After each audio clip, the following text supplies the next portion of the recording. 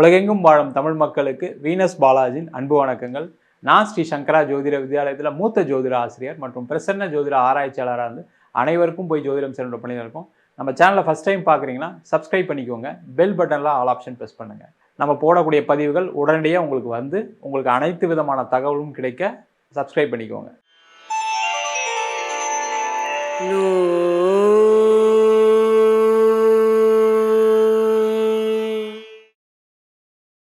துலா ராசியில் வரக்கூடிய நட்சத்திரங்கள் சித்திரை நட்சத்திரம் 3ஆம் பாதம் 4ஆம் பாதம், சுவாதி நட்சத்திரம், விசாகம் நட்சத்திரம் 1, 2, 3 பாதங்கள் கொண்டது இந்த துலா ராசி அன்பர்கள்.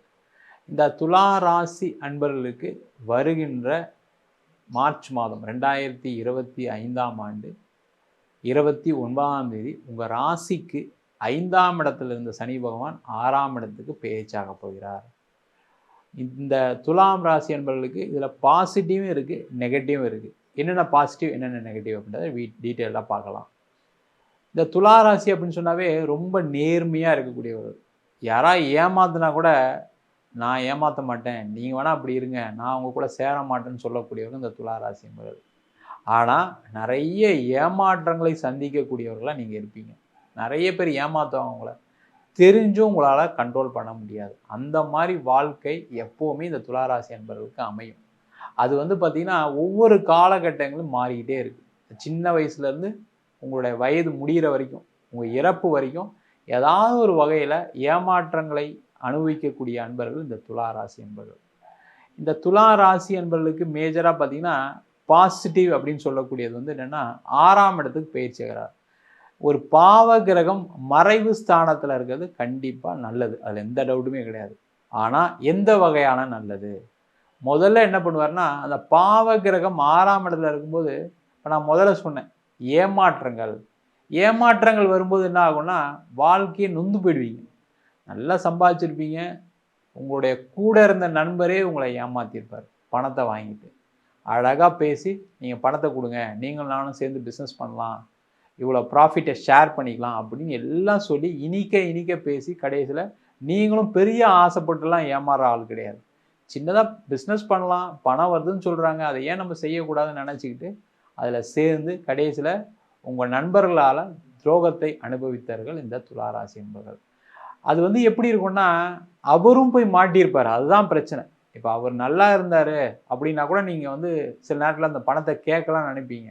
ஆனால் அவரும் கஷ்டத்தில் போய் மாட்டிக்கிட்டார். சார் நான் என்ன பண்ணுறது, நான் எப்படி பணத்தை கேட்குறது, அவரால் கொடுக்க முடியாத நிலையில் இருக்கார், இருந்தால் கொடுத்துருவார், அவரும் என்ன மாதிரி நல்லவர் அப்படின்னு நினைக்கக்கூடியவரும் இந்த துளாராசி என்பவர்கள்.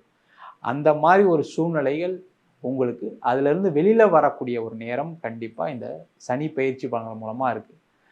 எதிரிகளை வெல்லக்கூடிய ஒரு திறனை கண்டிப்பாக சனி பகவான் அங்கே கொடுப்பார், அதில் எந்த டவுட்டும் கிடையாது. இப்போ ஒரு பிஸ்னஸில் பிரச்சனை ஆயிடுச்சு, கோர்ட்டு கேஸுன்னு போயிட்டுருக்கு, அதை வெற்றி உங்களுக்கு கண்டிப்பாக கிடைக்கும், அதில் டவுட்டே வேண்டாம்.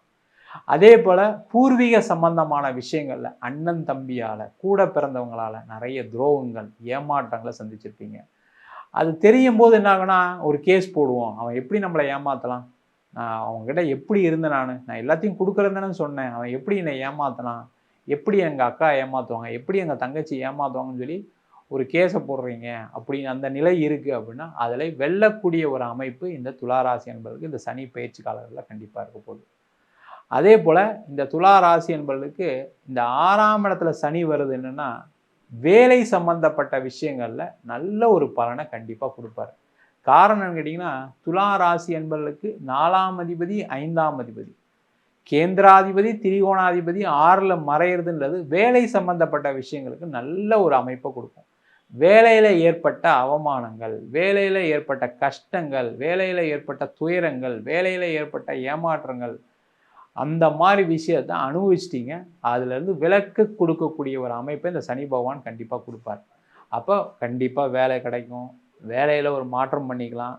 நிறைய துளாராசிகள் என்ன நினைக்கிறீங்கன்னா, நான் ஒரு கம்பெனிலே இவ்வளோ நாள் இருந்துட்டேன், அங்கே ரொம்ப நேர்மையாக இருந்துட்டேன், இதுக்கப்புறம் வேறு கம்பெனியில் போனால் எனக்கு ஒரு வேலை கிடைக்குமா, இல்லை எனக்கு அந்த சூழல் ஒர்க் ஆகுமா, இல்லை அங்கே போனால் எனக்கு அந்த இடத்துல வேலை செய்ய முடியுமான்ற ஒரு சிந்தனை உங்களுக்கு நிறைய இருக்குது.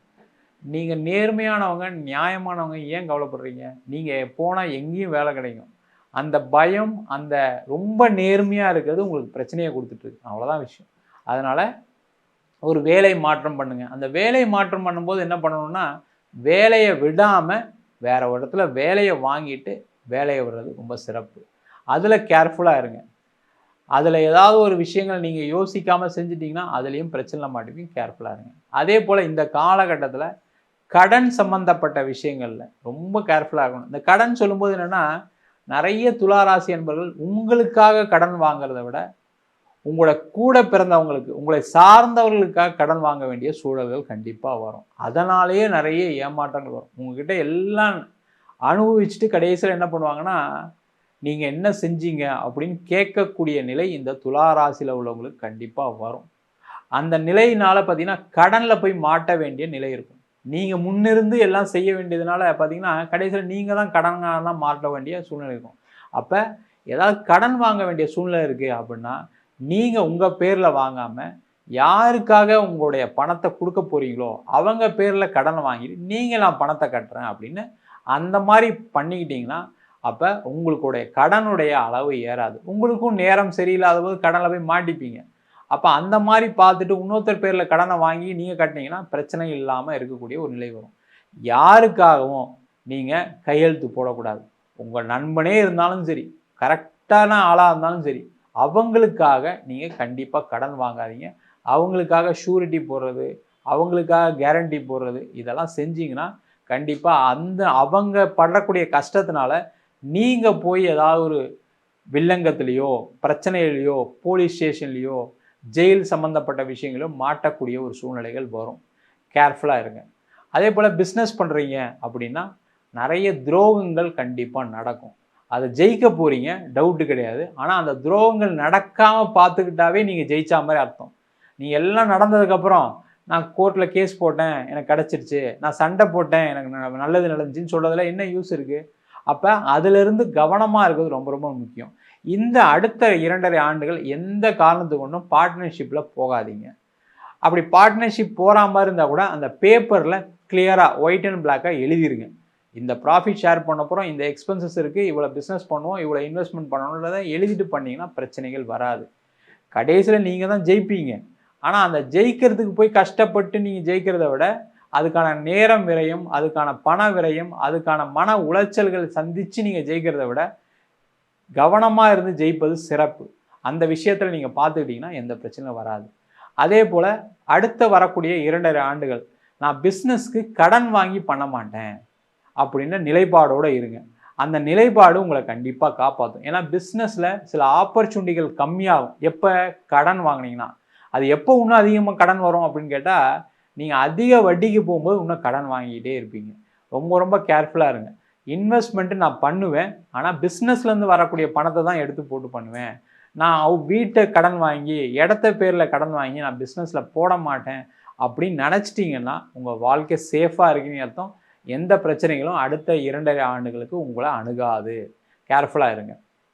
இல்லை என் பார்ட்னர் சொன்னார், என் பிஸ்னஸ் பண்ணுறவர் நீங்கள் சப்ளை பண்ணுங்கள், நான் உங்களுக்கு பணம் தான் கொடுத்துட போகிறேனே, கொஞ்சம் ரிஸ்க் எடுக்கக்கூடாதா, எனக்கும் கொஞ்சம் ப்ரீத்திங் டைம் கொடுக்க மாட்டிங்களா, இப்படிலாம் பேசுவாங்க.